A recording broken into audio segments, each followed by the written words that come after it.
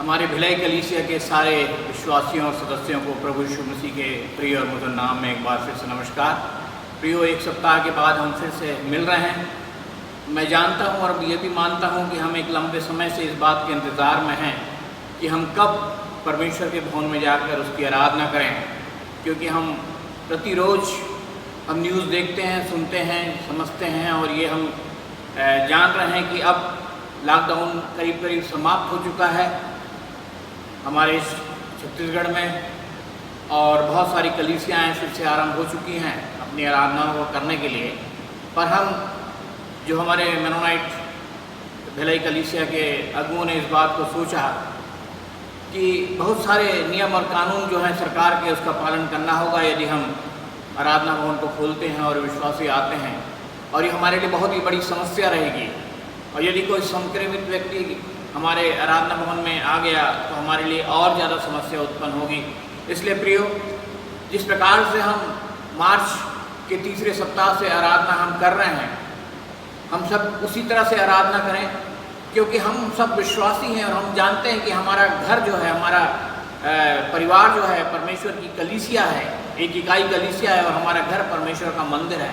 हम वहाँ रहकर भी उसकी आराधना कर सकते हैं, और जैसे अब तक कर रहे हैं, और जब तक स्थिति सामान्य न हो जाए हम उसी प्रकार से करते रहेंगे। और मेरा पूरा विश्वास है आप अपना समय प्रति रविवार जो समय ठहराया गया है हमारे अगुओं के द्वारा से 10 बजे सुबह हम तैयार होकर जैसे आराधना के लिए आते हैं, वैसे अपने घरों में अपने आराधना में बैठें और हम ऑनलाइन आराधना करें और पूरी रीति से आराधना में हम भाग लें, भेंट भी उठाएं और उसे इकट्ठा करके रखें, ताकि हम जब भी हम आएंगे हम अपने खजांची को या कलीसिया में हम उसको दे सकेंगे। प्रभु आप सबों को आशीष दे।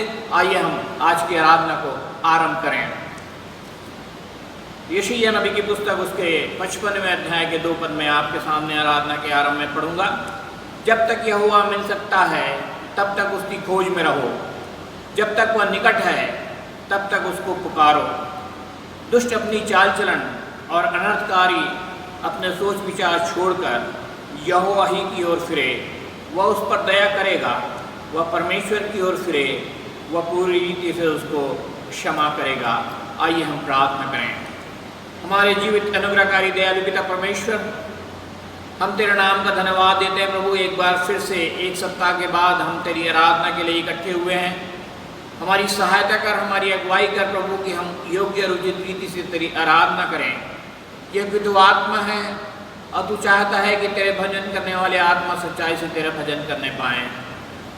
हमारे मध्य में उपस्थित हो प्रभु, यद्यपि अपने अपने घरों में हम 2, 3, 4 या 5 की संख्या में या उससे थोड़ी ज़्यादा संख्या में रहते हैं और तेरी आराधना करते हैं प्रभु, तेरी उपस्थिति को हम महसूस करते हुए तेरी आराधना में भाग लेने वाले हो सके, और आराधना के हर एक चरण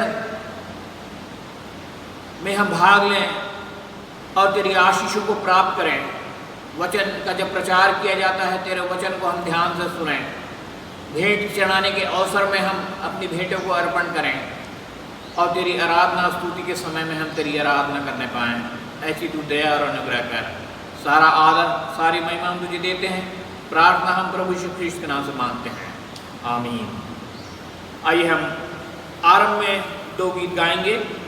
मैं कुछ पुराने गीतों को आप लोगों को गवाऊंगा और आपको मेरा पूरा विश्वास है कि आपको आनंद आएगा इन गीतों में, क्योंकि बहुत समय से हम इन गीतों को नहीं गा पा रहे हैं।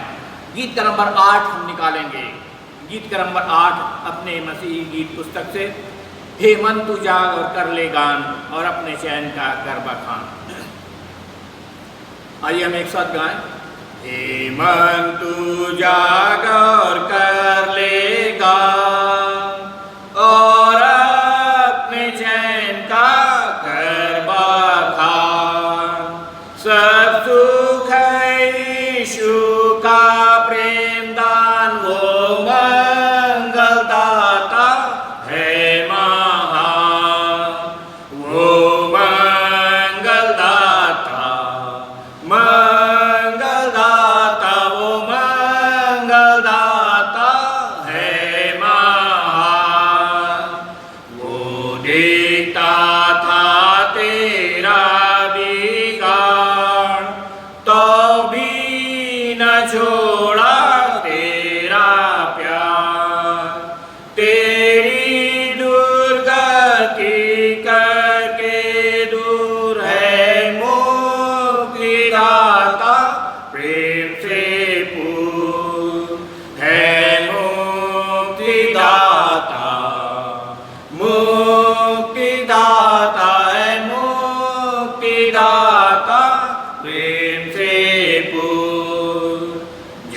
तेरे बैरी थे आने ना प्रगट हुआ मन काटे, तब आया कृष्ण ज्योति स्वरूप वो दया सिंधु था अनु, वो दया सिंधु वो दया सिंधु था अनु। जब लज्जित हो तू रोता था, जब पाप से क्लेशित होता था, सदा मसीहा तेरे साथ था, धीरज दाता तेरा नाम था, धीरज दाता, धीरज दाता था, धीरज दाता तेरा नाम। एक गीत हम और गाएंगे, गीत का नंबर 30। गीत का नंबर 30 हम निकालेंगे। धन तेरा पिता तूने पुत्र को भेज, मनुष्य पर प्रकट किया अपना तेज। हम एक साथ गाएंगे। धन तेरा पिता तूने पुत्र को भेज, मनुष्यों पर प्रकट किया अपना तेज। हालेलुया धन्य तेरा, हालेलुया आमीन, हालेलुया स्तुति गावें फिर हमको जिला। धन तेरा मसीह तूने लिया अवतार, और क्रूस पर प्राण दे अपना किया उद्धार। धन तेरा हालेलुया आमीन, हालेलुया स्तुति गावें फिर हमको जिला। धनात्मा पवित्र उजियाला चमका, अंधकार को मिटा के त्राण करता दिखला।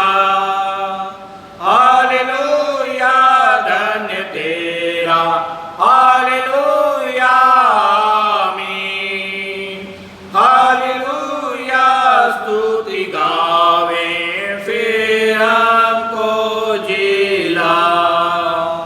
धनात्मा पवित्र उजियाला चमका, अंधकार को मिटा के त्राण करता दिखला।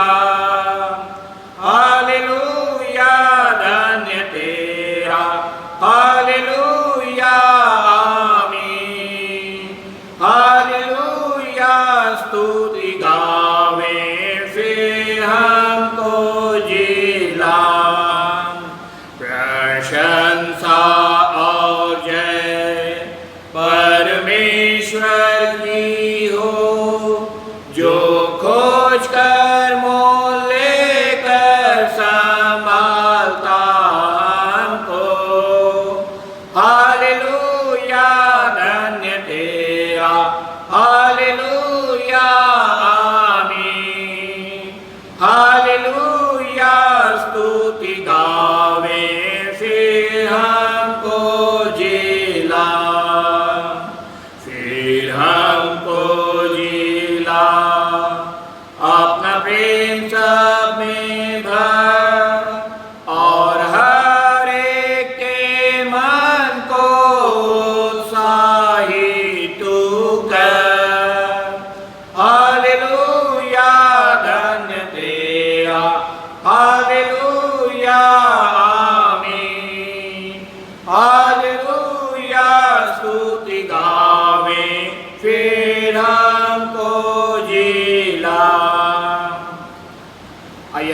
उत्तरवादी पाठ निकालेंगे।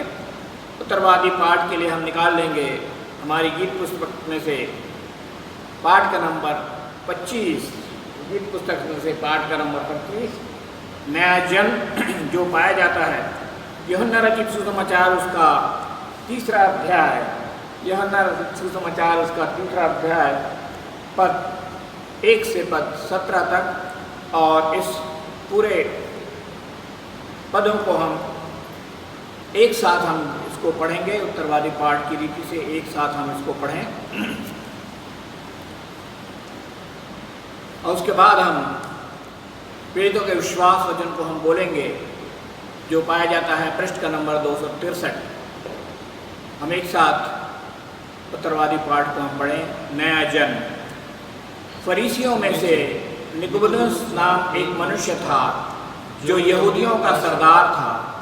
उसने रात को यीशु के पास आकर उससे कहा, हे रब्बी, हम जानते हैं कि तू परमेश्वर की ओर से गुरु होकर आया है, क्योंकि कोई इन चिन्हों को जो तू दिखाता है यदि परमेश्वर उसके साथ ना हो तो नहीं दिखा सकता। यीशु ने उसको उत्तर दिया कि मैं तुझसे सच सच कहता हूँ, यदि कोई नए सिरे से न जन्मे तो परमेश्वर का राज्य देख नहीं सकता। निकोदेमुस ने उससे कहा, मनुष्य जब बूढ़ा हो गया तो क्यों कर जन्म ले सकता है? क्या वह अपनी माता के गर्भ में दूसरी बार प्रवेश करके जन्म ले सकता है? यीशु ने उत्तर दिया कि मैं तुझसे सच सच कहता हूँ, जब तक कोई मनुष्य जल और आत्मा से न जन्मे तो वह परमेश्वर के राज्य में प्रवेश नहीं कर सकता। क्योंकि जो शरीर से जन्मा है वह शरीर है और जो आत्मा से जन्मा है वह आत्मा है। अचंभा न कर कि मैंने तुझसे कहा कि तुम्हें नए सिरे से जन्म लेना अवश्य है। हवा जिधर चाहती है उधर चलती है और तू उसका शब्द सुनता है, परंतु नहीं जानता कि वह कहाँ से आती और किधर को जाती है। जो कोई आत्मा से जन्मा है वह ऐसा ही है। निकोदेमुस ने उसको उत्तर दिया कि ये बातें क्यों कर हो सकती हैं? यह सुनकर यीशु ने कहा, तू इस्राएलियों का गुरु होकर भी इन बातों को नहीं समझता? मैं तुझसे सच सच कहता हूँ, हम जो जानते हैं वह कहते हैं और जिसे हमने देखा है उसकी गवाही देते हैं, और तुम हमारी गवाही ग्रहण नहीं करते। जब मैंने तुमसे पृथ्वी की बातें कही और तुम प्रतीति नहीं करते, तो यदि मैं तुमसे स्वर्ग की बातें कहूँ तो फिर क्यों कर प्रतीति करोगे? और कोई स्वर्ग पर नहीं चढ़ा, केवल वही जो स्वर्ग से उतरा, अर्थात मनुष्य का पुत्र जो स्वर्ग में है। इस रीति से मूसा ने जंगल में सांप को ऊंचे पर चढ़ाया, उसी रीति से अवश्य है कि मनुष्य का पुत्र भी ऊंचे पर चढ़ाया जाए, ताकि जो कोई विश्वास करे उसमें अनंत जीवन पाए। क्योंकि परमेश्वर ने जगत से ऐसा प्रेम रखा कि उसने अपना इकलौता पुत्र दे दिया, ताकि जो कोई उस पर विश्वास करे वह नाश ना हो परंतु अनंत जीवन पाए। परमेश्वर ने अपने पुत्र को जगत में इसलिए नहीं भेजा कि जगत पर दंड की आज्ञा दे, परंतु इसलिए कि जगत उसके द्वारा उद्धार पाए। परमेश्वर अपने वचन के पढ़े जाने पर आशीष दे। आइए हम एक साथ प्रेरितों के विश्वास वचन को दोहराएंगे और उसके बाद हम मिलकर प्रभु की प्रार्थना भी हम करेंगे। पृष्ठ का नंबर 263 मसीही गीत पुस्तक में। मैं विश्वास करता हूँ परमेश्वर पिता पर, जो स्वर्ग और पृथ्वी का सर्वशक्तिमान सृजनहार है, और उसके इकलौते पुत्र अपने प्रभु यीशु ख्रिस्त पर, जो पवित्र आत्मा से गर्भ में आया, कुंवारी मरियम से उत्पन्न हुआ, पंतुस पिलातुस की आज्ञा से दुख उठाया, क्रूस पर चढ़ाया गया, मर गया, गाड़ा गया, पाताल में उतरा, तीसरे दिन मृतकों में से जी उठा और स्वर्ग पर चढ़कर परमेश्वर पिता के दाहिने हाथ जा बैठा है, जहाँ से वह मनुष्यों का विचार करने को फिर आवेगा। मैं विश्वास करता हूँ पवित्र आत्मा पर, एक ही पवित्र क्रिश्चियानी कलीसिया, पवित्रों की संगति, पापों की क्षमा, देह के जी उठने और अनंत जीवन पर, आमीन। आइए हम प्रभु की प्रार्थना करें। हमारे जीवित अनुग्रहकारी परमेश्वर पिता, तू जो स्वर्ग में है, तेरा नाम पवित्र माना जाए, तेरा राज्य आवे, तेरी इच्छा जैसे स्वर्ग में पूरी होती है वैसे पृथ्वी पर भी पूरी हो। हमारे दिन भर की रोटी आज हमें दे, और जैसे हमने अपने अपराधियों को क्षमा किया है वैसे ही तू हमारे अपराधों को क्षमा कर, और हमें परीक्षा में न ला बल्कि बुराई से बचा, क्योंकि राज्य, पराक्रम और महिमा सदा तेरे ही हैं, आमीन। आइए हम कलीसियाई प्रार्थना में शामिल हों। प्रियो, हमारे बहुत सारे विषय हो सकते हैं कलीसियाई प्रार्थना के। यदि आप इन विषयों को जानते हैं तो आप अपने दिल में हाथ रखकर उन बातों को प्रार्थना में स्मरण कीजिए जिसके लिए आप प्रार्थना कराना चाहते हैं। अब आप सबों के लिए, कलीसिया के लिए और हमारे देश के लिए और जो बीमार हैं उन सबों के लिए हम एक साथ मिलकर प्रार्थना करेंगे। आइए हम प्रार्थना करें। हमारे जीवित अनुग्रहकारी दयालु पिता परमेश्वर, तू जो राजाओं का राजा और प्रभुओं का प्रभु है, बड़ी नम्रता और दीनता के साथ प्रभु तेरे चरणों पे आते हैं और हम तेरे नाम का धन्यवाद देते। प्यारे परमेश्वर पिता, तूने पूरे सप्ताह भर हमें संभाला, हर प्रकार की आशीषों से भरपूर रखा। इस लॉकडाउन के पीरियड में जबकि हम अपने अपने परिवारों के साथ रहते रहे, तूने हमारी सहायता की और अगुवाई की, और परिवार के हर एक सदस्य पर तेरी कृपा, तेरी भलाई बनी हुई है। प्रभु, हम इसलिए तेरा धन्यवाद देते हैं। धन्यवाद देते हैं प्रभु जी, हमें अपने परिवार के साथ में समय बिताने का अवसर प्राप्त हुआ, और ये हमारे लिए एक बड़ी आशीष है प्यारे परमेश्वर पिता कि हम अपने बाल बच्चों के साथ, अपने नाती पोतों के साथ मिलकर कुछ समय व्यतीत कर सके हैं। और प्रभु जी, धन्यवाद देते हैं आज के इस अवसर के लिए जबकि तेरा पवित्र विश्रामवार का दिन है और हम सभी विश्वासी तेरी आराधना में हम बैठे हैं। प्रभु, हमारी सहायता और अगुवाई कर कि हम योग्य हो उचित रीति से तेरी आराधना करने पाएँ। और जिन विषयों को हम तेरे चरणों पे लाते हैं प्रभु, हम जानते हैं इन सारे विषयों को तूने सुना है और ग्रहण किया है और बड़ी आशीष इस पर देने पर है। प्रभु, हम विशेष प्रार्थना करते हैं हमारे कलीसिया के लिए, कलीसिया के पासबान के लिए, कलीसिया के सेवकों के लिए और उनके परिवारों के लिए। प्रभु, जो बड़ी लगन और ईमानदारी से तेरी सेवा कर रहे हैं, और हम सभी मिलकर प्रति रविवार इस आराधना की हम तैयारी करते हैं पिता, ताकि लोग तेरी आराधना में भाग लें, तेरे वचन की शिक्षाओं को ग्रहण करें और आशीषों को अपने घरों में रहते हुए प्राप्त कर सकें। हम धन्यवाद देते हैं प्रभु जी, हमारे कलीसिया में जितने छोटे प्यारे बच्चे पाए जाते हैं सब स्वस्थ हैं, भले चंगे हैं। यद्यपि उनके स्कूल आरंभ नहीं हो पाए, पर फिर भी प्रभु जी बहुत सारे बच्चों के और विद्यार्थियों की ऑनलाइन क्लासेस चल रही हैं, जिसके आधार पे शिक्षा का कार्यक्रम अनवरत जारी है। प्रभु, हम इन बातों के लिए और इस उपाय के लिए तेरा धन्यवाद देते हैं। हम धन्यवाद देते हैं हमारे तमाम उन कलीसिया के सदस्यों के लिए जो अपनी नौकरियों के वजह से फिर भी घर से उनको निकलना पड़ता है।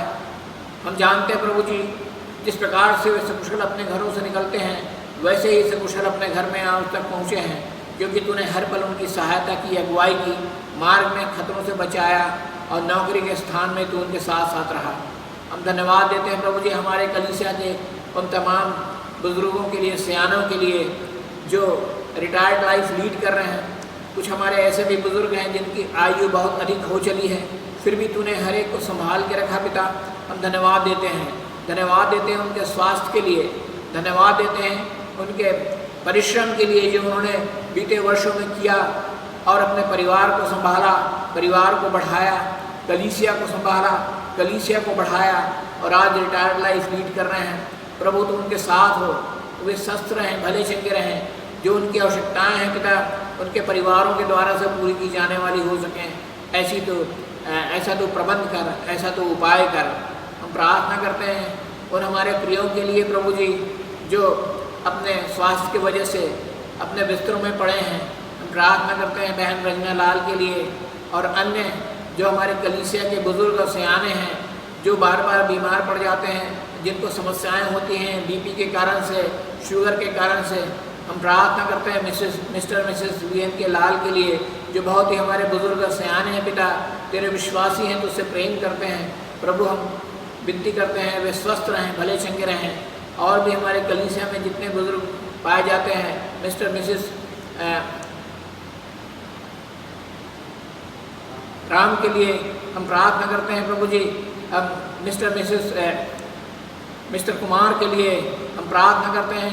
जितने भी और भी बुजुर्ग हैं जो सियाने हैं पिता, तो हर एक को संभालने वाला परमेश्वर है। हम हर एक को हम तेरे हाथों में सौंप देते हैं प्यारे प्रभु जी।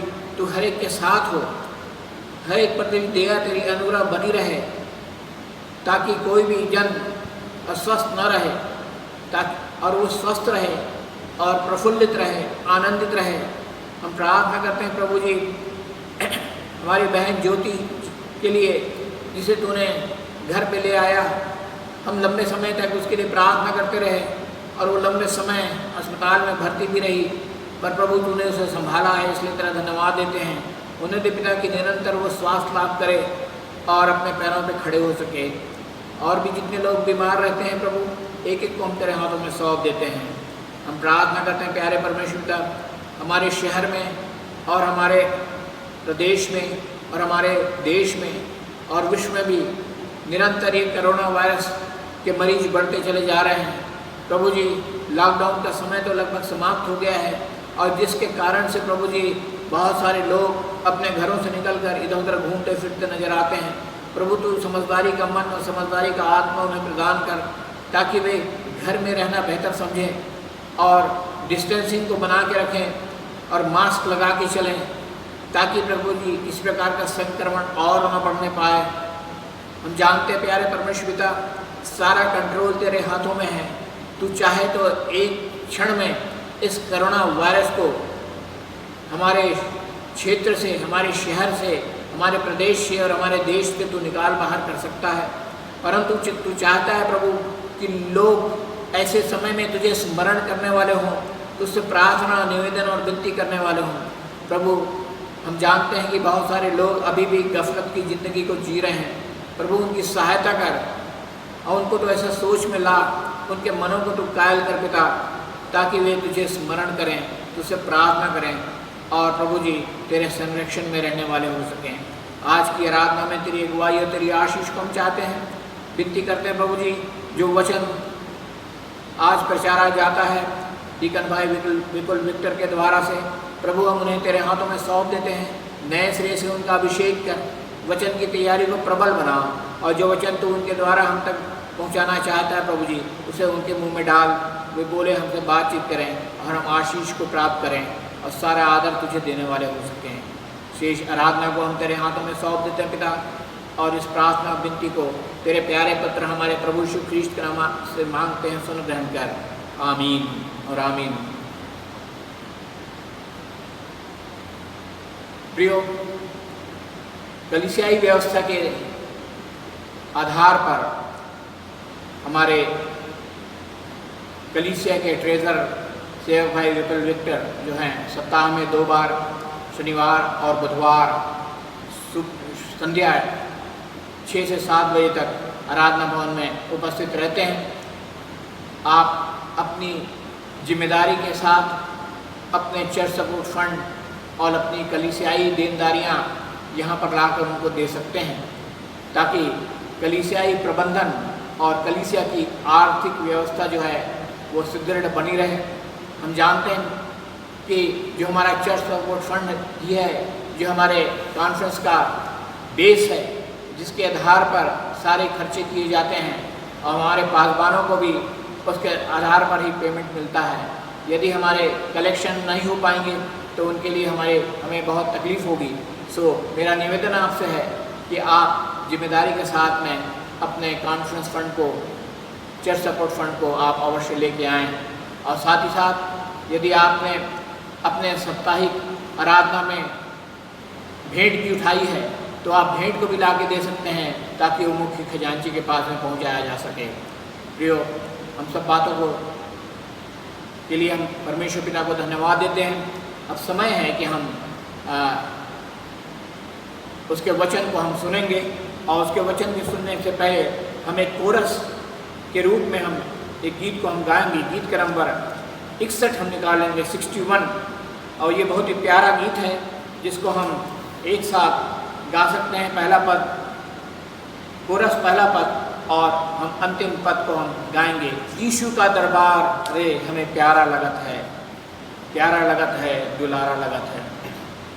हम अपने घरों में एक साथ उसे गाएं। यीशु का दरबार रे हमें प्यारा लगत है, यीशु का दरबार रे हमें प्यारा लगत है, प्यारा लगत है, दुलारा लगत है, प्यारा लगत है, दुलारा लगत है।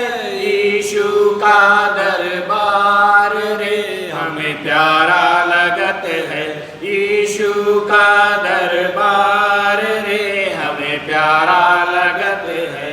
तेरे दरबार मसीह कौन कौन आवे, तेरे दरबार मसीह कौन कौन आए। धर्म के भूखे गुनहगार रे हमें प्यारा लगत है, धर्म के भूखे गुनहगार रे हमें प्यारा लगत है। यीशु का दरबार रे हमें प्यारा लगत है, यीशु का दरबार रे हमें प्यारा लगत है।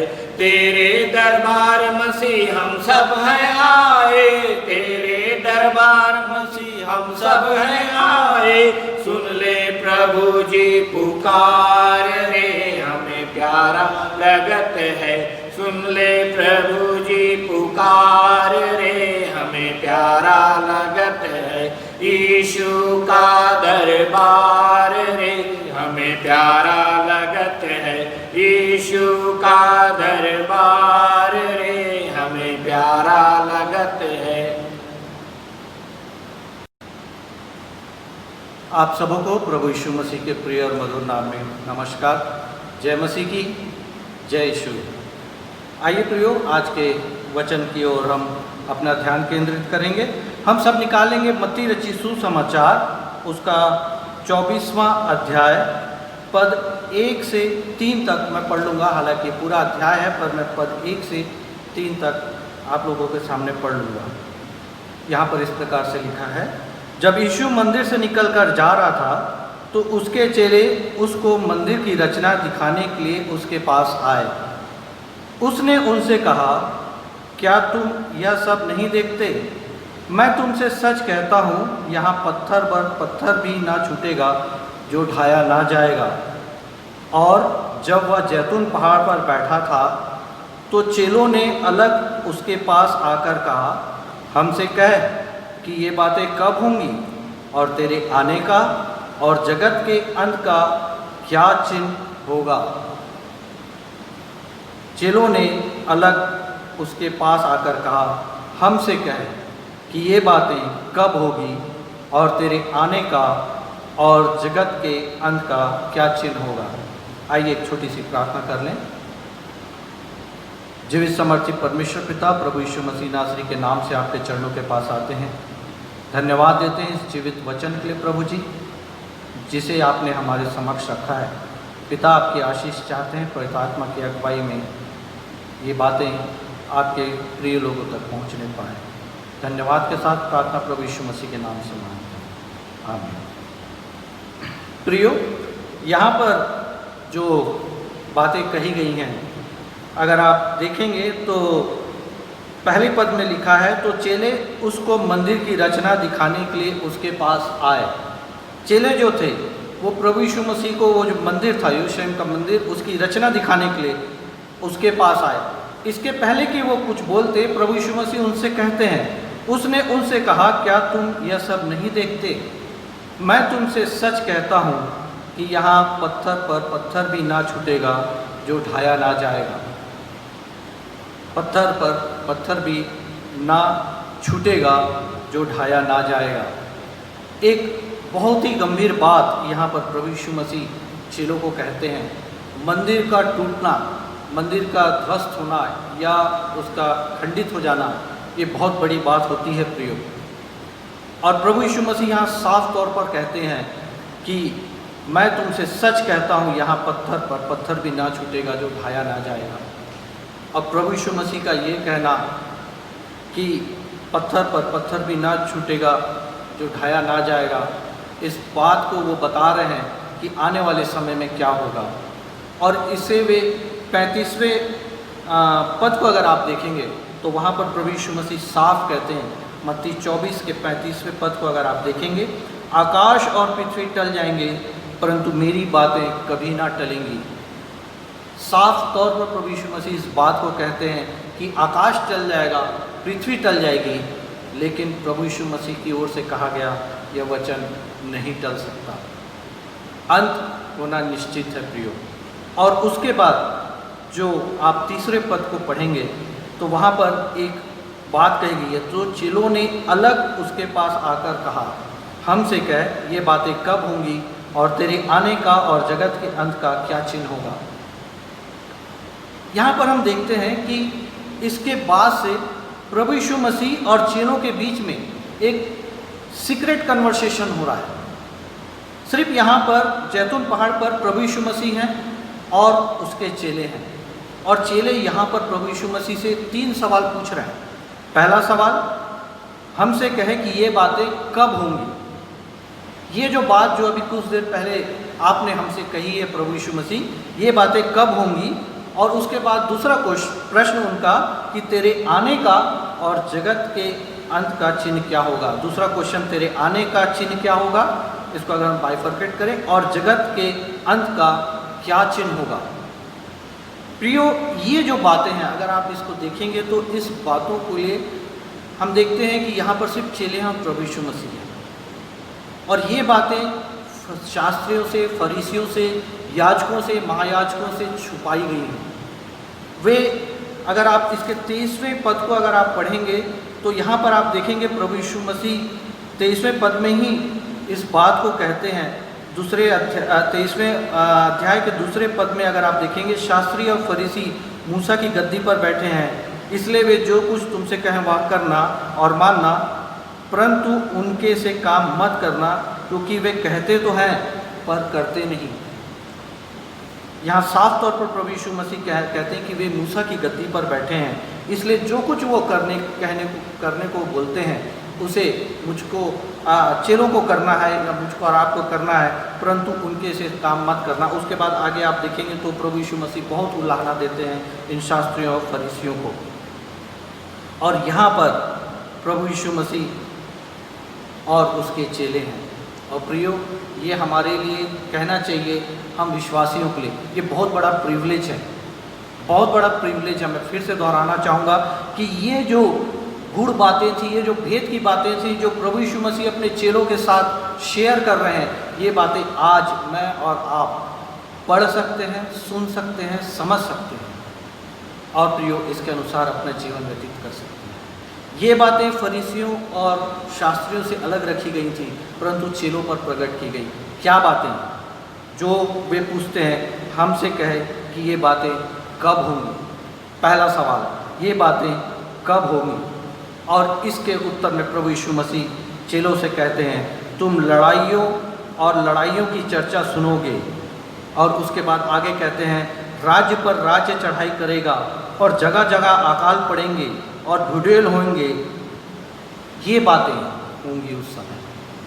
राज्य पर राज्य चढ़ाई करेगा और लड़ाइयों की चर्चा होगी, जाति पर जाति और राज्य पर राज्य चढ़ाई करेगा, अकाल पड़ेंगे, ढुढेल होंगे। जो बात प्रभु यीशु मसीह अभी कह रहे थे थोड़ा देर पहले, उसका चिन्ह वो इस प्रकार से बता रहे हैं कि लड़ाइयाँ और लड़ाइयों की चर्चा तुम सुनोगे। और प्रियो, वास्तव में आज की डेट पे मैं और आप इन्हीं बातों को अभी महसूस कर रहे हैं या एक्सपीरियंस कर रहे हैं। आज की समय में हम लड़ाइयों की चर्चा सुन रहे हैं।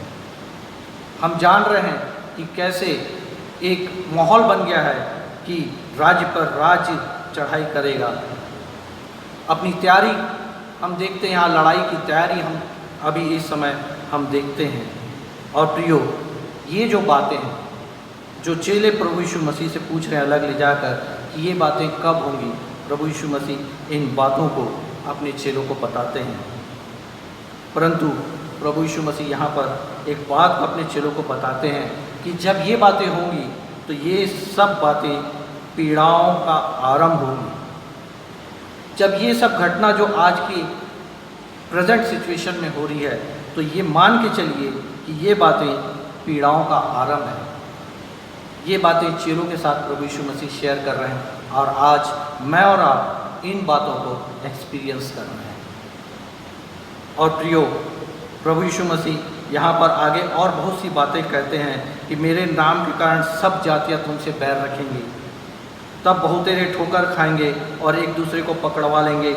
आगे हम देखते हैं 12वें पद में प्रभु यीशु मसीह कहते हैं बहुतों का प्रेम ठंडा पड़ जाएगा।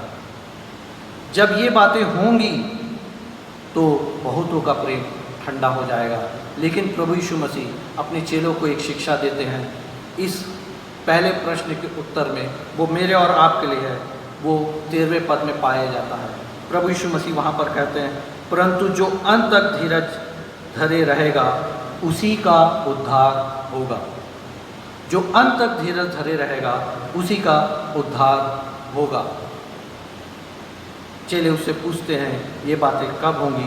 प्रभु यीशु मसीह सारी बातों को बताते हैं और उसके बाद चेलों से कहते हैं परंतु जो अंत तक धीरज धरे रहेगा उसी का उद्धार होगा। प्रियो, जब ये बातें हो रही हैं, होने वाली हैं, हमें आभास है, हम जान रहे हैं, ये जो अकाल की बातें हैं हम देख रहे हैं, ये अकाल की स्थिति में हम आज खड़े हैं। जब ये वायरस का फैलाव हुआ है प्रियो, हम देख रहे हैं कि हमारी इकोनॉमी कैसे धीरे धीरे गिरते जा रही है। हम समझ रहे हैं इन सब चीज़ों को, आप अच्छी तरह से इन सब बातों को जान पा रहे होंगे। और प्रभु यीशु मसीह यहाँ पर कहता है परंतु जो अंत तक धीरज धरे रहेगा उसी का उद्धार होगा। प्रियो, मुझको और आपको अंत तक, मतलब जब तक हमारी मृत्यु ना हो जाए या प्रभु यीशु मसीह ना आ जाए, अगर हम उस समय तक जीवित रहेंगे हमें धीरज धरे रहना है। दूसरी बात, तेरे आने का क्या चिन्ह होगा, तेरे आने का क्या चिन्ह होगा। और 14वें पद में प्रभु यीशु मसीह कहते हैं और राज का यह सुसमाचार सारे जगत में प्रचार किया जाएगा कि सब जातियों पर गवाही हो, तब अंत आ जाएगा। और आगे देखें 15वें पद में, सो जब तुम उस उजड़ने वाली घृणित वस्तु को जिसकी चर्चा दानियल भविष्यवक्ता के द्वारा हुई थी पवित्र स्थान में खड़ी देखो। और आगे लिखता है जो पढ़े वह समझे। उस घृणित वस्तु को जिसकी चर्चा दानियल भविष्यवक्ता द्वारा हुई थी। प्रियो, दानियल की किताब को हम सब निकाल लें और दानियल उसका 9वां अध्याय, हम सब, अगर आपके पास बाइबल है, मैं विश्वास करता हूँ कि आप बाइबल के साथ अभी इस समय बैठे होंगे, और दानियल 9 उसका 24 से आगे मैं पढ़ लूँगा। और यहाँ लिखता है तेरे लोगों और तेरे पवित्र नगर के लिए 70 सप्ताह ठहराए गए हैं कि उनके अंत तक अपराध का होना बंद हो और पापों का अंत और अधर्म का प्रायश्चित किया जाए और युगानुयुग की धार्मिकता प्रकट होए और दर्शन की बात पर भविष्यवाणी पर छाप दी जाए और परम पवित्र का अभिषेक किया जाए। सो यह जान रख और समझ ले कि यरूशलेम के फिर बसाने की आज्ञा के निकलने से लेकर अभिषिक्त प्रधान के सप्ताह तक 7 सप्ताह बीतेंगे। अभिषिक्त प्रधान के समय तक, और अगर आप अभिषिक्त प्रधान, अभिषिक्त के पास देखिएगा एक मार्क है, उसको नीचे आप देखेंगे तो वहाँ मसीह लिखा है नीचे, मतलब प्रभु यीशु मसीह के आने तक 7 सप्ताह बीतेंगे। प्रिय टीकाकार इस बात को कहते हैं कि ये जो एक सप्ताह है वो 7 वर्षों का होता है। ऐसा मुझको पता चला, मैंने कुछ लोगों से बात की। अगर आप जानेंगे तो आप सब जानते हैं रेवरेंड स्टीफन रॉटे और उनकी पत्नी श्रीमती शांति रॉटे को। तो यहाँ पर उन्होंने बताया कि ये जो एक सप्ताह है वो 7 वर्ष का होता है। तो प्रभु यीशु मसीह के आने तक 7 सप्ताह बीतेंगे। और आगे लिखता है फिर 62 सप्ताहों के बीतने पर चौक और खाई समेत वह नगर कष्ट के समय फिर बसाया जाएगा, जो हम देखते हैं कि आगे नहम्याह नबी इस नगर को बसाता है। और उन 62 सप्ताह के बीतने पर अभिषिक्त पुरुष काटा जाएगा। और अभिषिक्त के बाजू में आप देखेंगे एक्स्ट्रिक्स का मार्क है और नीचे आप देखेंगे तो वहाँ फिर मसीह करके लिखता है। और इसका मतलब ये है कि प्रभु यीशु मसीह के आने तक का काल जो है, यीशु मसीह के आने तक का ये 62 और 7 सप्ताह 69 वीक्स जो हैं ये व्यतीत हो चुके हैं। और उसके बाद लिखता है कि यीशु मसीह के विषय में लिखा है कि पुरुष काटा जाएगा और उसके हाथ कुछ ना लगेगा। वो इस बात को बताता है जो यूहन्ना 1 उसके 10 और 11 में प्रभु यीशु मसीह कहते हैं, जहाँ वो कहते हैं कि वह अपनों के बीच में आया और उसके अपनों ने उसे ग्रहण नहीं किया। आगे की और बातें हैं, इसे आप घर में पढ़ लीजिएगा प्लीज़। और आगे आप लिखते हैं, आगे आप देखेंगे तो वहाँ लिखता है और आने वाले, इस बात को ध्यान दीजिएगा, आने वाले प्रभु यीशु मसीह के बाद का आने वाले प्रधान की प्रजा नगर और पवित्र स्थान को नाश तो करेगी, परंतु उस प्रधान का अंत ऐसा होगा जैसे बाढ़ से होता है, अचानक वो नाश हो जाएगा। तो भी उसके अंत तक लड़ाई होती रहेगी क्योंकि उसका उजड़ जाना निश्चय ठाना गया है। ये उस प्रधान के विषय में है जो आने वाला है। और वह प्रधान 1 सप्ताह के लिए बहुतों के संग दृढ़ वाचा बांधेगा, परंतु आधे ही सप्ताह के बीतने पर वह मेल बलि और अन्न बलि को बंद कर देगा। और आगे लिखता है और कंगूरे पर उजड़ने वाली घृणित वस्तु दिखाई देंगी और निश्चय से ठनी हुई बात के समाप्त होने तक परमेश्वर का क्रोध उजाड़ने वाले पर पड़ा रहेगा। यहाँ इसी बात को प्रभु यीशु मसीह कोट करते हैं, जब तुम उस उजड़ने वाली घृणित वस्तु को जिसकी चर्चा दानियल भविष्यवक्ता द्वारा दी गई थी पवित्र स्थान में खड़ी देखो। और यहाँ लिखता है जो पढ़े वह समझे। और यहाँ पर वो कहता है कि 1 सप्ताह मतलब 7 वर्ष के लिए वो प्रधान यानी कि एंटी क्राइस्ट, यहाँ पर एंटी क्राइस्ट का वर्णन है। और उसके विषय में लिखता है कि वो अगर आप पढ़ेंगे 1 सप्ताह के लिए बहुतों के संग दृढ़ वाचा बांधेगा, परंतु 3.5 साल बीतते ही वह मेल बलि और अन्न बलि को बंद कर देगा। और यहाँ पर हम देखते हैं कि वो जो है, वो जो व्यक्ति है वो प्रभु की कार्य मतलब हम लोगों के लिए ये बहुत ही क्लेश भरे दिन होंगे। और प्रियो अगर आप देखें तो ये 1 हफ्ता जो लास्ट का जो 1 सप्ताह है, इसको परमेश्वर पिता ने बहुत ही सीक्रेट रखा है, बहुत ही सीक्रेट रखा है। इसके विषय में कोई नहीं जानता। और इसी समय प्रभु यीशु मसीह आएगा इस सप्ताह के बाद। और ये हफ्ता कब शुरू होगा, ये चिन्ह प्रभु यीशु मसीह यहाँ पर बताते हैं। ये चिन्ह है, तो यहाँ जब वो चेले कहते हैं तेरे आने का चिन्ह क्या होगा, तो वो सबसे पहली बात इस बात को बताते हैं कि घृणित वस्तु जिसकी चर्चा दानियल भविष्यवक्ता द्वारा की गई थी पवित्र स्थान में खड़ी देखो। जब ये बातें होने लगेंगी कि वो 3.5 साल तक के लिए सबसे दृढ़ वाचा बांधेगा, उसके बाद वो मेल बलि और होम बलि को बंद करेगा, यानी कि एक सताव का क्लेश का समय प्रारंभ हो जाएगा। क्योंकि आगे आप देखेंगे इस 21वें पद में तो प्रभु यीशु मसीह साफ कहते हैं, क्योंकि उस समय ऐसा भारी क्लेश होगा जैसे जगत के आरंभ से ना अब तक हुआ और ना कभी होगा। ये उस एंटी क्राइस्ट के समय में होगा और ये होगा प्रभु यीशु मसीह के आने का चिन्ह। और ये भी नहीं, इसके साथ अगर आप आगे देखेंगे 24वें पद में तो प्रभु यीशु मसीह वहाँ साफ कहते हैं, क्योंकि झूठे मसीह और झूठे भविष्यवक्ता उठ खड़े होंगे और बड़े चिन्ह और अद्भुत काम दिखाएंगे, यदि हो सके तो चुने हुओं को भरमा दे, यदि हो सके तो चुने हुओं को भरमा दे। यदि हम यिर्मयाह नबी की पुस्तक को हम निकालें और उसके 8वें अध्याय को हम निकालें और उसके 8वें पद को पढ़ें, तो वहाँ पर यिर्मयाह नबी साफ तौर पर कहता है, तुम क्यों कर कह सकते हो कि हम बुद्धिमान हैं और यहोवा की दी हुई व्यवस्था हमारे साथ है। ध्यान देंगे अब, परंतु उनके शास्त्रियों ने उनको झूठा विवरण लिखकर उसको झूठा बना दिया है। जब ये सब बातें होती रहेंगी तो झूठे भविष्यवक्ता खड़े हो जाएंगे। यहाँ लिखता है शास्त्रियों ने झूठा विवरण लिखकर उसको झूठा बना दिया है। और आगे 10वें और 11वें पद को आप पढ़ें तो 10वें पद के लास्ट में अगर आप जाएंगे तो वहाँ लिखता है, क्योंकि छोटे से लेकर बड़े तक वे सब के सब लालची हैं। ये जो झूठे भविष्यवक्ता इस समय खड़े हो जाएंगे, इस काल में जब खड़े होंगे, तो उसके विषय में साफ तौर पर यिर्मयाह लिखता है, क्या छोटे, क्योंकि छोटे से लेकर बड़े तक वे सब के सब लालची हैं। क्या भविष्यवक्ता, क्या याजक, वे सब छल के से काम करते हैं। आगे कहता है, उन्होंने शांति है शांति ऐसा कहकर मेरी प्रजा के घाव को ऊपर ही ऊपर चंगा किया है, परंतु शांति कुछ भी नहीं है। ये झूठे भविष्यवक्ताओं का चिन्ह है प्रियो, जो कहता है कि जिसमें कि आपको और मुझको समझना है कि ये भविष्यवक्ता कौन है। वे हमसे शांति की बातें कहेंगे, जबकि शांति नहीं रहेगी।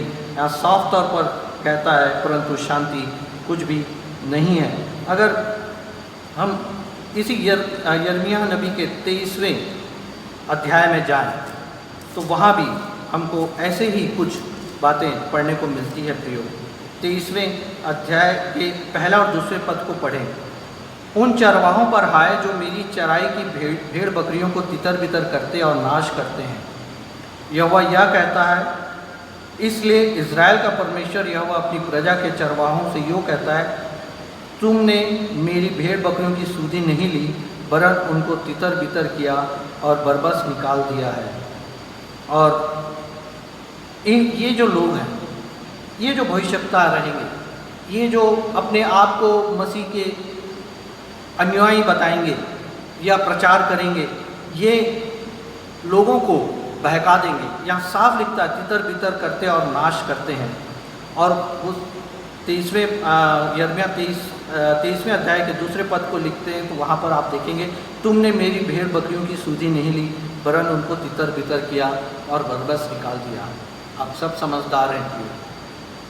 इस विषय पे मैं ज़्यादा बोलना नहीं चाहूँगा समय की देखते हुए, और कोई समय रहता तो इसे मैं और अधिक व्याख्यान करता, परंतु इस बात को आप समझिए, ये ऐसे भविष्यवक्ता हैं जो आपको चर्च से बाहर निकाल देते हैं, भेड़शाला से बाहर निकाल देते हैं, और आपको तितर बितर, अब भेड़ बकरियों को तितर बितर कर देते हैं।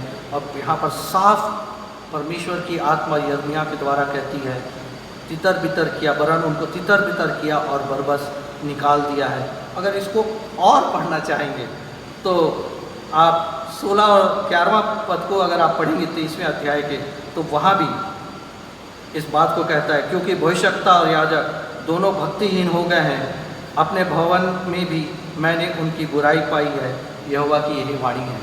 ये बातें हम लोग के लिए भी कहती हैं कि भविष्यवक्ता और याजक दोनों भक्तिहीन हो गए हैं और अपने भवन में मैंने उनकी बुराई पाई है। और प्रियो, अगर इसी अध्याय के 16 और 17वां पद को पढ़ें यिर्मयाह 23 के, तो सेनाओं का यहोवा तुमसे यूँ कहता है, इन भविष्यवक्ताओं की बातों की ओर जो तुमसे भविष्यवाणी करते हैं, कान मत लगाओ। ये हमारे लिए परमेश्वर की ओर से दी गई आज्ञा है, क्योंकि ये तुमको व्यर्थ बातें सिखाते, ये दर्शन का दावा करके यहोवा के मुख की नहीं वरन अपनी ही मन की बात कहते हैं।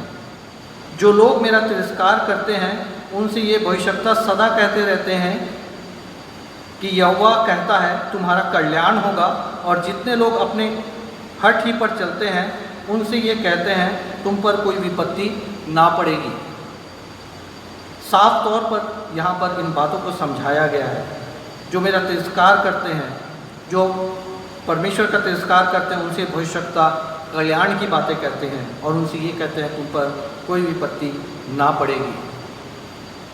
और प्रियो, यहाँ पर प्रभु यीशु मसीह अपने चेलों को बताते हैं, जब ऐसी बातें हों, ये मेरे और आपके लिए भी, क्योंकि हम प्रेजेंट सिनेरियो को, इन सब बातों को हम देख रहे हैं, महसूस कर रहे हैं, तो यहाँ पर प्रभु यीशु मसीह हमको एक शिक्षा देते हैं।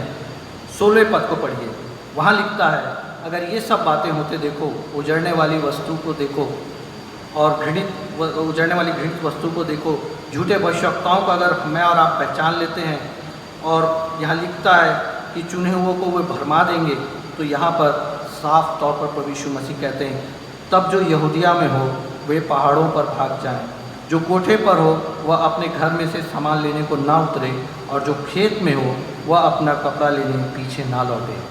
अभी कुछ दिन पहले हम लोगों ने लॉकडाउन का पालन किया, जो सरकार ने हमारे लिए दिया, ये लॉकडाउन प्रभु यीशु मसीह मेरे और आपके लिए कह रहे हैं।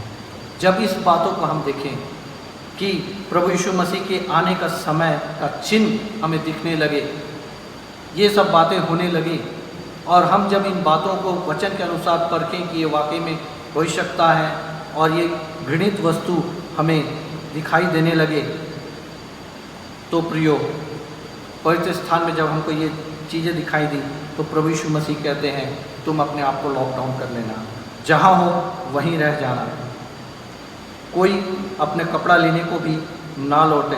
और आगे हम इसलिए देखते हैं 26वें पद में वो कहता है, इसलिए यदि वे तुमसे कहें देखो वह जंगल में है तो बाहर ना निकलना, देखो वह कोठरियों में है तो प्रतीति ना करना।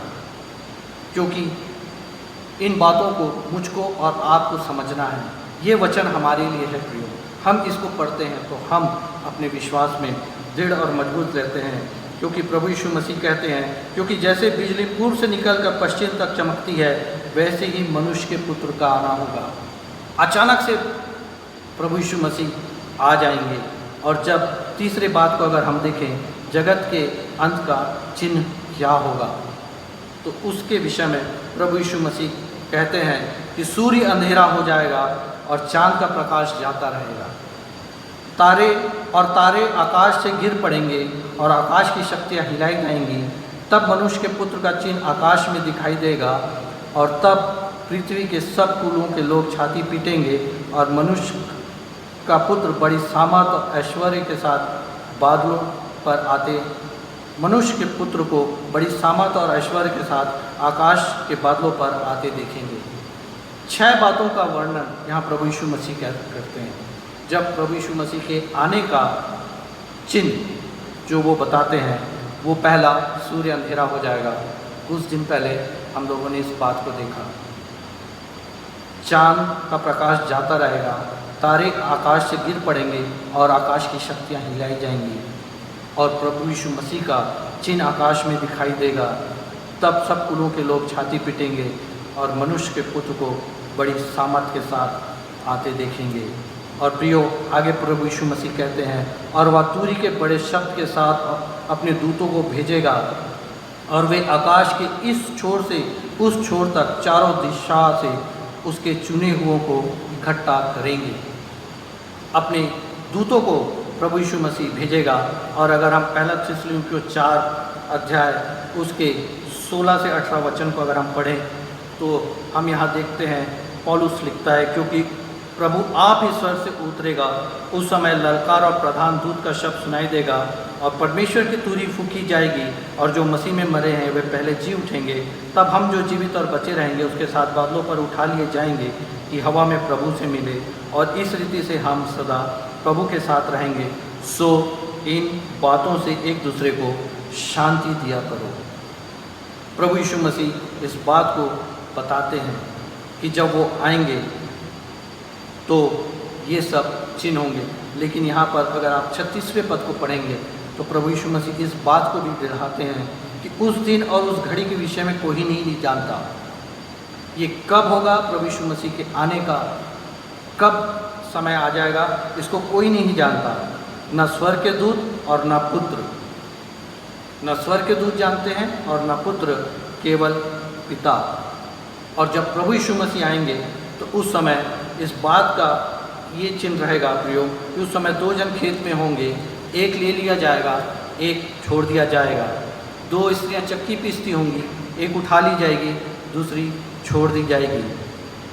और हम देखते हैं अचानक से प्रभु यीशु मसीह हमारे बीच में आ जाएंगे। और प्रियो, मुझको और आपको, और प्रभु यीशु मसीह ने यहाँ चेलों को भी इस बात को कहा है।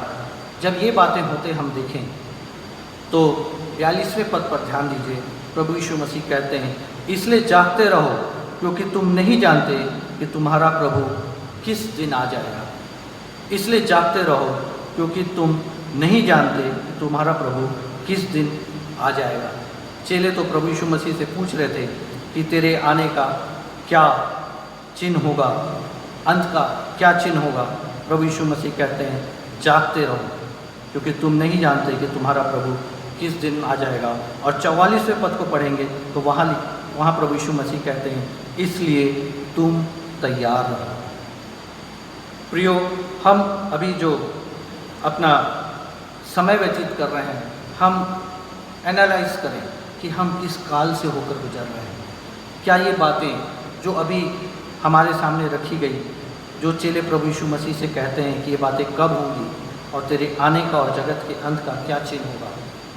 तो प्रियो, कोई भी परिस्थिति हो, कैसी भी परिस्थिति हो, हम इस बात को अपने आप में विश्वास में दृढ़ करके रखें कि हम अंत तक धीरज धरे रहें। और जब ये सब बातें होते देखें तो हम अपने आप को, जैसा प्रभु यीशु मसीह ने कहा है, अपने आप को छुपा लें, लॉकडाउन की स्थिति में रहें और उसके बाद हम जागते रहें और हम हमेशा तैयार रहें। जागते रहने से प्रियो, हम इस बात को जानते हैं। इसी के बाद अगर आप देखेंगे 25वें अध्याय में, तो प्रभु यीशु मसीह 10 कुंवारियों का वर्णन करते हैं।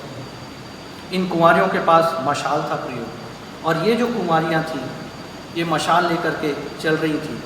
और जब ये चल रही थी तो इनकी मशालें जली हुई थीं, परंतु जब दूल्हे के आने में देरी हुई तो ये जो कुंवारियाँ थीं ये ऊँघने लगी, और बाइबल बताती है कि वे सो गईं। और जब दूल्हा आया तो वे उठीं, परंतु उनमें से सिर्फ 5 प्रवेश करने पाईं, क्योंकि उनके पास मशालें थीं, परंतु मशालों को जलाए रखने के लिए उनके पास तेल भी था। प्रियो, ये जो मशाल है, ये हमारे धर्म के काम है जो हम करते हैं, या धार्मिक क्रियाकलाप बोलना चाहिए या आत्मिक क्रियाकलाप बोलना चाहिए जो हम करते हैं। लेकिन प्रियो, ये मशाल लेकर के हम अंदर दूल्हे के साथ प्रवेश उसी समय कर सकते हैं जब ये मशालें जलती रहेंगी। बुझी हुई मशालों के साथ हम प्रवेश नहीं कर सकते, और इसके लिए तेल का होना अवश्य है। मेरे और आपके जीवन में प्रियो, पवित्र आत्मा का होना अवश्य है। अगर मैं और आप पवित्र आत्मा के द्वारा गाइडेड रहेंगे प्रियो, तो ये जो भी बातें अभी प्रभु यीशु मसीह ने अपने चेलों के साथ सीक्रेटली कही, जो अब नहीं है, अब हमारे लिए ये सब बातें ईजिली अवेलेबल हो गई हैं, हम इसे पढ़ रहे हैं। पर क्या मैं और आप आज भी फरीसियों और शास्त्रियों की तरह सुनते हुए भी नहीं समझ रहे हैं, देखते हुए भी नहीं बूझ रहे हैं? प्रियो, ये बात हमारे साथ नहीं होना चाहिए। उसकी अपेक्षा हम अपने मशालों में तेल डाल के उन्हें जीवित रखें और इन सब बातों को एनालाइज करें। इस अंत के समय में जब हमारा प्रभु के आने का जब चिन्ह होगा और अंत का जब चिन्ह आएगा, तो हम इन सब चिन्हों को समझें, देखें और हम धीरज धरे रहें, अपने आप को बचा के रखें और तैयार रहें। मशालों को लेकर के हम सब तैयार रहें कि हम उसके साथ उसके राज्य में प्रवेश कर सकें। परमेश्वर इन सब वचनों के द्वारा मुझको और आपको आशीषित करे कि हम अपने जीवन से अपने परमेश्वर यहोवा की, प्रभु यीशु मसीह की महिमा कर सकें। प्रभु यीशु मसीह की आशीष और परमेश्वर पिता का प्रेम आप सबके साथ बना रहे। धन्यवाद। आमीन।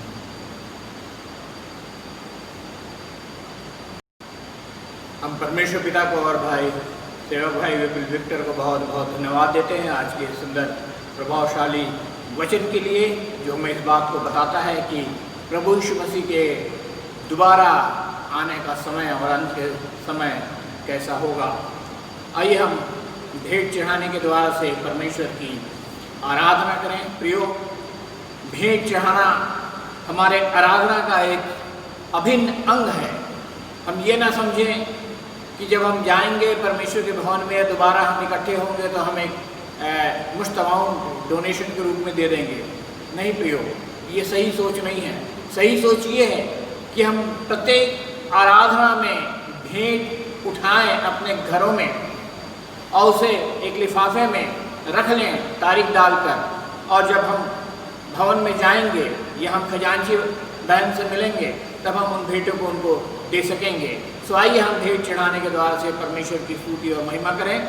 हम निकालेंगे गीत पुस्तक से 503 नंबर का गीत, 503 नंबर का गीत, प्रभु मेरा जीवन ले तेरा होए अभी से। पहला पद और अंतिम पद को हम गाते हुए हम अपनी भेंटों को प्रभु के चरणों में हम चढ़ाएंगे। आइए हम इस गीत को गाएं। प्रभु मेरा जीवन ले, तेरा होवे अभिषेक, ले समय की वो भी हो, तेरी स्तुति करने को। मेरे सारे हृदय के प्रेम में प्रभु तू ही ले, मुझे ले मैं रहूँगा तेरा सदा सर्वदा।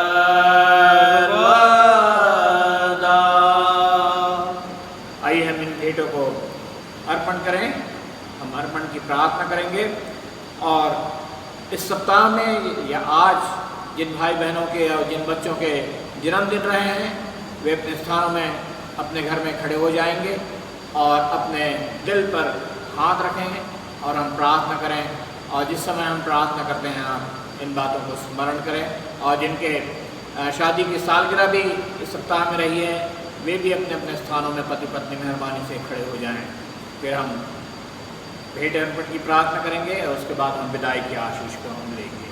हमारे जीवित अनुग्रहकारी दयालु पिता परमेश्वर, हम तेरे नाम का धन्यवाद, तेरे नाम की स्तुति और महिमा करते हैं। प्रभु जी, धन्यवाद देते हैं कि हमने तेरी आराधना में भाग लिया। आराधना के आरंभ से अब तक तूने बड़ी आशीष हमें दी। तेरे गीतों के गायन में प्रभु, तुझसे प्रार्थना करने में, तेरे वचन को पढ़ने में तूने बड़ी अगुवाई की और आशीष दी हमें। तेरा धन्यवाद देते हैं। और तेरे वचन को तेरे दास हमारे सेवक भाई विपुल विक्टर के द्वारा से हमने सुन लिया प्रभु, जो हमारे लिए बड़ी आशीष और आनंद का कारण हुआ है। हम सब बातों के लिए तेरा धन्यवाद देते हैं पिता। और जबकि भेंट चढ़ाने का अवसर आया, हमने अपने भेंटों को तेरी वेदी के सामने अर्पित किया है और अपना विशेष धन्यवादी मन भी हमने प्रकट किया है। और प्रभु जी, हम धन्यवाद देते हैं कि तूने हमारी इन भेंटों को ग्रहण किया है पिता। हमारी विनती और प्रार्थना है, इन्हें बड़ी आशीष दे ताकि ये तेरे राज्य की बढ़ती के लिए में और भी अधिक उपयोग में लाया जा सके। और जिन हाथों ने इन भेंटों को चढ़ाया है, उन हाथों की कमाई पर तेरी आशीष होने पाए प्रभु जी। किसी भली वस्तु की घटी और कमी हमारे जीवन में न होने पाए, ऐसी हम विनती और प्रार्थना तुझसे करते हैं। हम विशेष प्रार्थना करते हैं उन भाई और बहनों के लिए, उन जिन प्यारे छोटे बच्चों के लिए जिनका जन्मदिन इस सप्ताह में रहा है। प्रभु, एक बड़ी आशीष तूने उनके जीवन में दिया है और एक और वर्ष तूने उनके जीवन में बढ़ाया प्रभु। हम इसलिए तेरा धन्यवाद देते हैं। उन्हें हम तेरे हाथों में सौंप देते हैं पिता। जीवन की हर ऊंचाई तक पहुँचने में तू उनकी सहायता कर और उनकी अगुवाई कर। उनकी सारी मनोकामनाओं को तू पूरी कर प्रभु। बच्चे बुद्धि में, ज्ञान में, डील डॉल में आगे बढ़ते रहें और अपनी पढ़ाई और भी अच्छी तरह से करने वाले हो सकें। जो भाई और बहन अपनी नौकरियों में हैं, उन्हें बड़ी आशीष दे ताकि उनकी कमाई और भी अधिक अच्छी तरह से होने पाए और किसी भली वस्तु की घटी और कमी उनके जीवन में ना आने पाए। हमारे तमाम बुजुर्गों के लिए हम प्रार्थना करते हैं जिनके जन्मदिन इस सप्ताह में रहे पिता। उन्हें भी तूने संभाल के रखा है, इसलिए हम तेरे नाम का धन्यवाद देते हैं। और हम विशेष प्रार्थना करते हैं हमारे उन जोड़ों के लिए जो इस सप्ताह में अपनी शादी की सालगिरह मनाए हैं प्रभु। उन्होंने तूने एक बड़ा जीवन दिया, वैवाहिक जीवन दिया, आशीष और आनंदमय जीवन दिया है, इसलिए तेरा धन्यवाद हो। आगे भी प्रभु वे तेरे संगति में और तेरी पहचान में अपने परिवार को आगे बढ़ाने वाले हो सकें।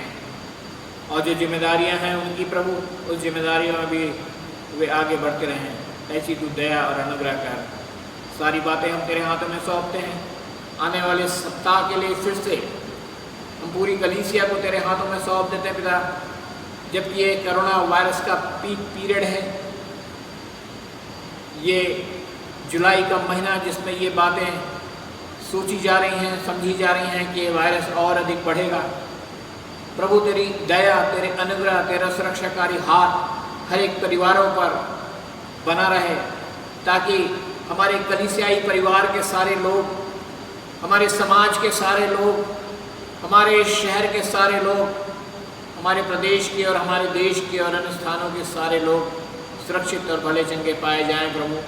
यही हमारी विनती और प्रार्थना तुझसे है। आने वाले सप्ताह में संस्था में इकट्ठे हों और तेरी आराधना इस प्रकार से करने वाले हो। तब तक के लिए संपूर्ण कलीसिया को तेरे हाथों में सौंपते हुए इस प्रार्थना को तेरे प्यारे पुत्र हमारे प्रभु यीशु ख्रीस्त के नाम से मांगते हैं, सुन कर आमीन। आइए हम विदाई की आशीष लें। हमारा प्रभु यीशु आप ही और हमारा पिता परमेश्वर जिसने हमसे प्रेम रखा और अनुग्रह से अनंत शांति और उत्तम आशा दी है, तुम्हारे मनों में शांति दे और तुम्हें हर एक अच्छे काम और वचन में स्थिर करे। अब हमारे परमेश्वर पिता का प्रेम, प्रभु यीशु ख्रीस्त का अनुग्रह और पवित्र आत्मा की संगति और सहभागिता इस संपूर्ण कलीसिया के साथ अब से लेकर सदा दो बनी रहे। आमीन। पवित्र आत्मा पिता पुत्र इन तीनों की अभोवे स्तुति, जैसा कि वो आरंभ में था, अब है और सदा रहेगा। आमीन। सबको जय मसीह की।